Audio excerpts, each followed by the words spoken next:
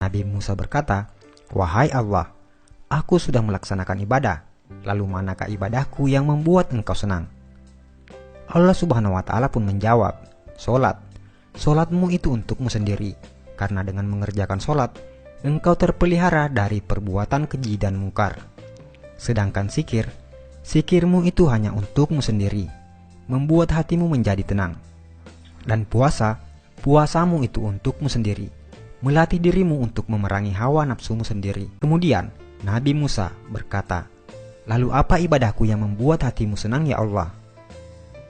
Allah menjawab, "Sedekah, infak, zakat, serta perbuatan baikmu. Itulah yang membuat aku senang. Karena tatkala engkau membahagiakan orang yang sedang susah, aku hadir di sampingnya. Dan aku akan mengganti dengan ganjaran 700 kali." Al-Quran Surah Al-Baqarah ayat 261 sampai 262. Bila kamu sibuk dengan ibadah ritual dan bangga akan itu, maka itu tandanya kamu hanya mencintai dirimu sendiri, bukan Allah. Tapi bila kau berbuat baik dan berkorban untuk orang lain, maka itu tandanya kau mencintai Allah dan tentu Allah akan senang karenanya. Buatlah Allah senang, maka Allah akan limpahkan rahmat-Nya dengan membuatmu hidup lapang dan bahagia.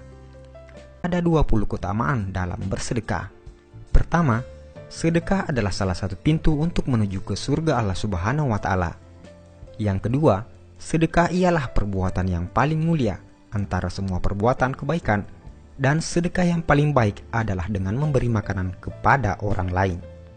Ketiga, sedekah akan dihisab pada hari kiamat, dan sedekah akan insya Allah menjauhkan kita dari api neraka jahanam.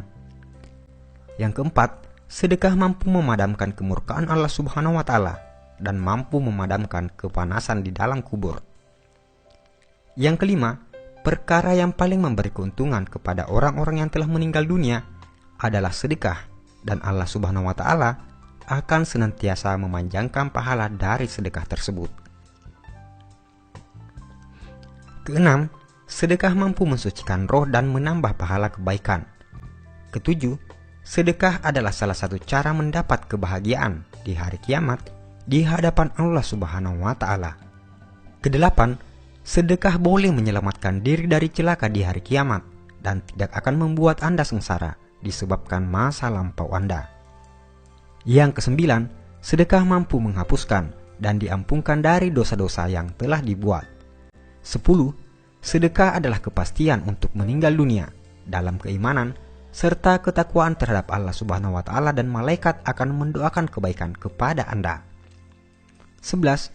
Orang-orang yang memberi sedekah ialah orang-orang yang baik, dan siapapun yang terlibat dalam melakukan kebaikan tersebut akan diberi ganjaran oleh Allah Subhanahu wa Ta'ala.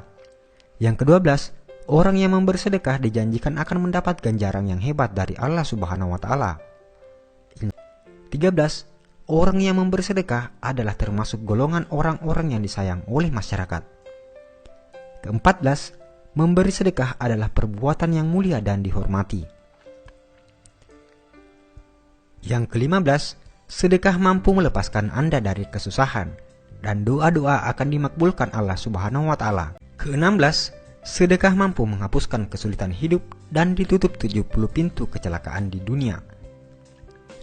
Yang ke-17, sedekah mampu memanjangkan umur seseorang dan bisa memberi kejayaan hidup.